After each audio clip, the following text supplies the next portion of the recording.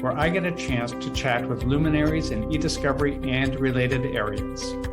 This broadcast is sponsored by Reveal Brainspace, the industry's leading AI e-discovery platform.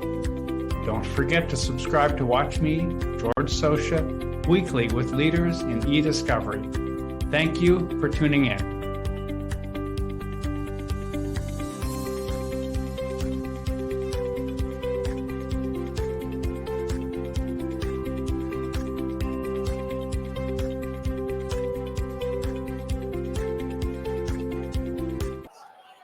Welcome to eDiscovery Leaders Live, hosted by ACES and sponsored by Reveal. I am George Sosha. I head up brand awareness at Reveal. This week, we are coming to you live from Legal Week with a series of podcasts, some from me and some from Casey on her own channel. I have with me Doug Forrest from ILS. He is our guest for this episode this afternoon. And Doug, I'd like you to start out by telling folks a little bit about who you are and what you do. And then we'll get into the substance of the discussion.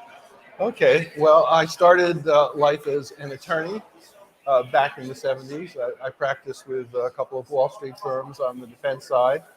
And then I took a detour into computers. My father was a manufacturer here in New York City, and I computerized his business. And then I went into litigation support, sort of at the beginning of that industry when we were still mostly paper, and we were moving scanners around on site to collect that back in the iPro days. It's a company called LIT. And then essentially consulted, built knowledge management applications for a company called Osmosis, and worked for various folks. I did some time at Guidance Software. And then I've been working with ILS for either as a consultant or as an employee, probably at least 10 or 15 years, where I basically specialize in assisting plaintiffs, and we're a plaintiffs-oriented consultancy, assisting plaintiffs in negotiating ESI protocols and specifying production formats, and in analyzing data, after it's been received from production, and advising in the collection of data from the social media of plaintiffs, which has become a particular point of interest, shall we say, in current litigation. So with all this time then, I'm assuming that things have not gotten simpler? No. Things have not gotten simpler. And not only have they not gotten simpler, but we are really sort of on the verge of considerably more complexity. A couple of trends that we're seeing. One, of course, is the push to collect social media, where the concept of custody, possession, and control takes some interesting permutations, since you can really only collect what the platform allows you to have, and how that plays in with restrictions, self-imposed or otherwise, on those platforms in terms of providing downloads of your data to you and not including items authored by people other than yourselves to which your posts and likes and comments are responding.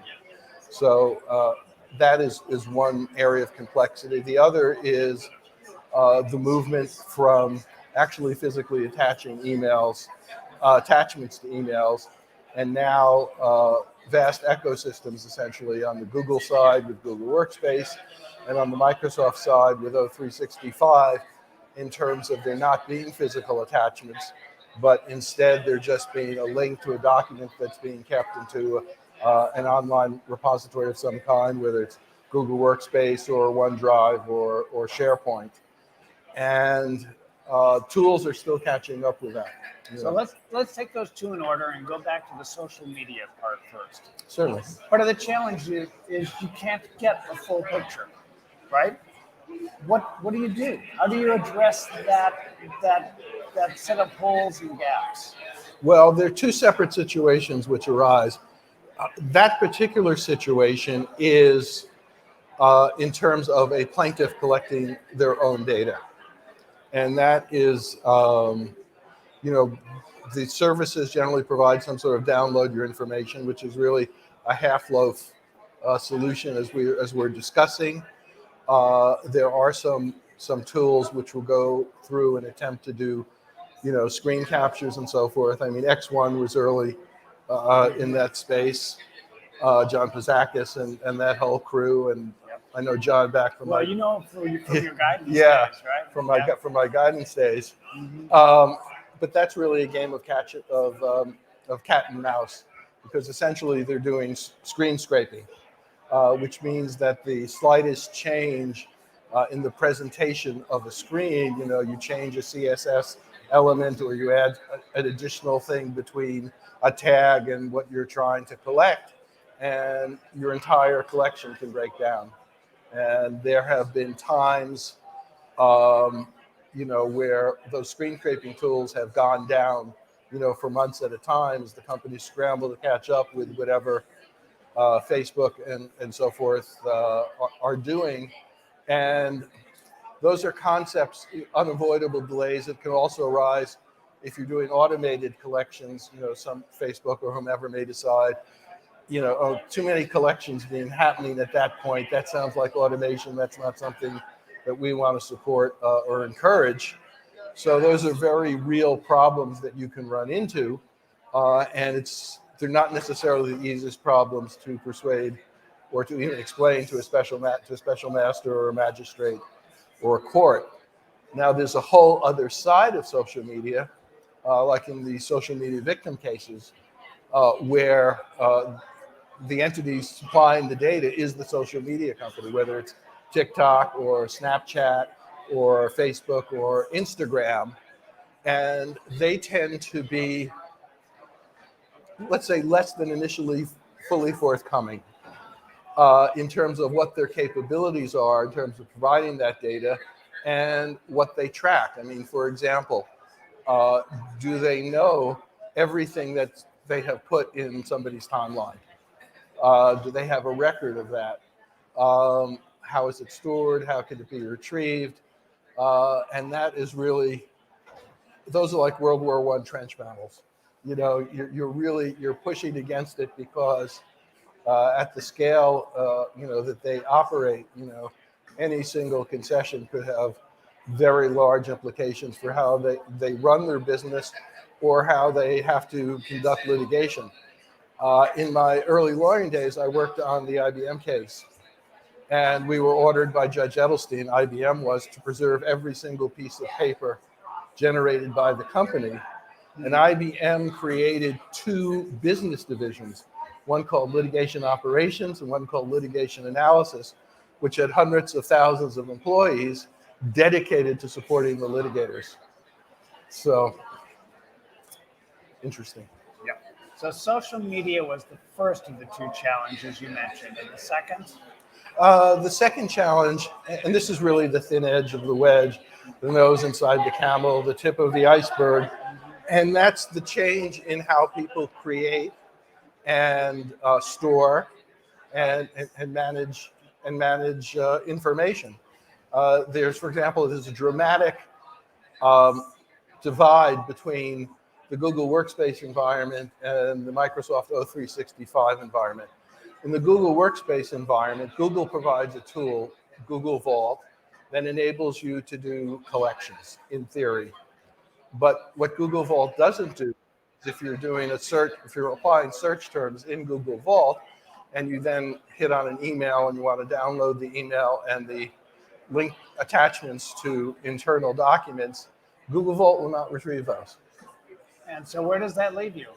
Well, it leaves you with two interesting prospects. One is there are well-regarded commercial tools that can do that, most notably Metaspike, Forensic Evidence Collector, or Effect, and so forth. The other thing, and this is very interesting, is it's actually not rocket science if you have to actually roll your own.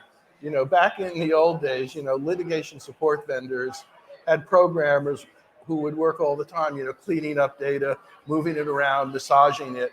And the tasks involved in downloading from Google are not that particularly difficult. I mean, it's basically, you collect the data, you pull out the links, you retrieve the links, you package them up. I mean, it's something generally within the ambit of, let's say, a second-year collegiate computer science student, but trying to explain that to a court, oh my God, they'd have to do programming and so forth. That's the Google side. On the Microsoft side, they have a tool called Purview, which is what Compliance Center grew into. It's available in 3 levels. One's called Content Search, one's called eDiscovery, last one's called eDiscovery Premium. And eDiscovery Premium will collect the links. And that's a dramatic advance. A lot of work has gone into Microsoft eDiscovery Purview Premium, and it shows. So there is, on this point, at least 2 camps. One camp says these are something different. If you ask for attachments, you can get attachments to email messages, but links are not attachments, so you're not entitled to that. The other camp says, well, yeah, these are just technical differences. It's still conceptually an attachment. What are your thoughts on all of that? Words matter, and when you go into negotiate an ESI protocol, it behooves one, if you want to get a complete collection, to make that understanding clear in the definition of family groups and parent-child relationships, and that includes not only physical or embedded attachments, but it also includes links to other documents. And then in terms of links to other documents, you can distinguish between links to internal document sources, which you can never resolve, or links to, let's say, an article on the New York Times website or something like that. And then once you go delving a little further, it's the question of, well, how do you know that this endpoint is still pointing to the same document that existed at the time that this communication was created? So those are issues which are going to be explored. There will be decisions. There will be good and bad decisions, right and wrong decisions. And it's going to take a while for this to get sorted out. But we're really only at the start of the complexities that are going to come.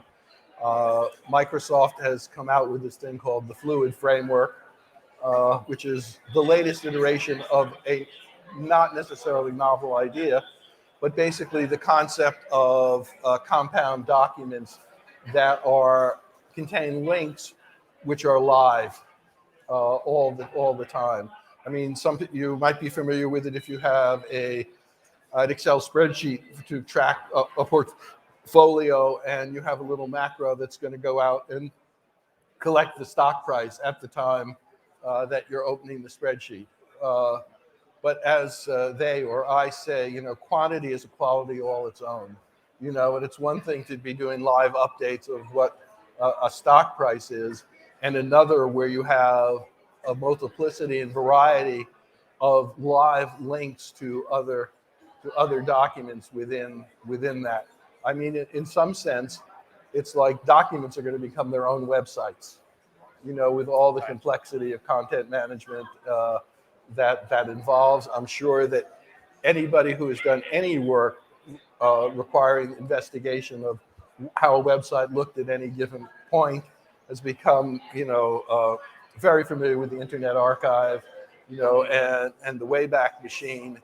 And, that's essentially, a series of static snapshots, and trying to figure out what you need and what you can reasonably request in the context of a website, let alone something which amounts to sort of a private website, which is a communication, which is in a system, so we have that. The other things which are really coming up, we do a lot of work on the plaintiff. We only work on the plaintiff side, not a lot of work.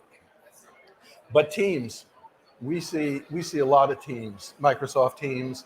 It's becoming a substitute in terms of substitute for email, and in the companies like Tesla and so forth that are in the Google Workspace sort of continuum, they use Slack. If you use Microsoft, you use Teams. If you use Google, you use Slack, and they both present challenges, issues, complexities in terms of how you can begin to address that data and what one's responsibilities are in terms of producing it, and what is reasonable in terms of a negotiation as to how much of that data you're going to be able to obtain. In the few minutes that we have left, I'd like to switch to a different direction. You are, as you said, on the plaintiff's side. So much of the litigation between plaintiffs and defendants is asymmetrical instead of being on an even footing on either side. Give us your thoughts and perspective on that, especially when it comes to e-discovery. Yeah, I started out on the defense side, working, for IBM and CBS and large national liquor distributors and folks like that. And now I'm strictly doing plaintiff's work, and there obviously is an asymmetry. What's good for the goose is not always good for the gander, but it's much easier to explain that what's good for the goose is what's good for the gander, and the opposing argument is much more complicated. Centralized IT versus, if anyone has ever had to do tech support for their parents, they know the sort of issues that I'm talking about. But where the rubber really hits the road is in getting your own vendor and getting your own expert. And essentially, most of the vendors out there, not talking the sort of generic platform vendors like Reveal, but basically in terms of people selling directly to clients, I'm sure Reveal does some of that as well, is the vast majority of the work, and the nature of regular relationships is on the defense side. And you have a lot of issues. For example, what we've talked about, what is your vendor going to have to say, and how is your vendor going to be able to advise you and consult with you when an issue comes up as to how one can best do collections of email from Google.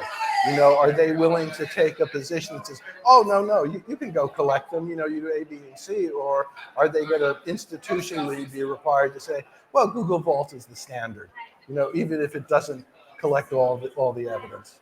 And that is an acute point of tension, and it's also one that people don't necessarily realize at the time that they are arranging for hosting and processing and so forth, because a lot of times they haven't encountered this particular twist about it. So when you're sitting down and you're negotiating those agreements, or even if they're not formal, you're agreeing to accept a production, if you are not an expert, you better have one with you.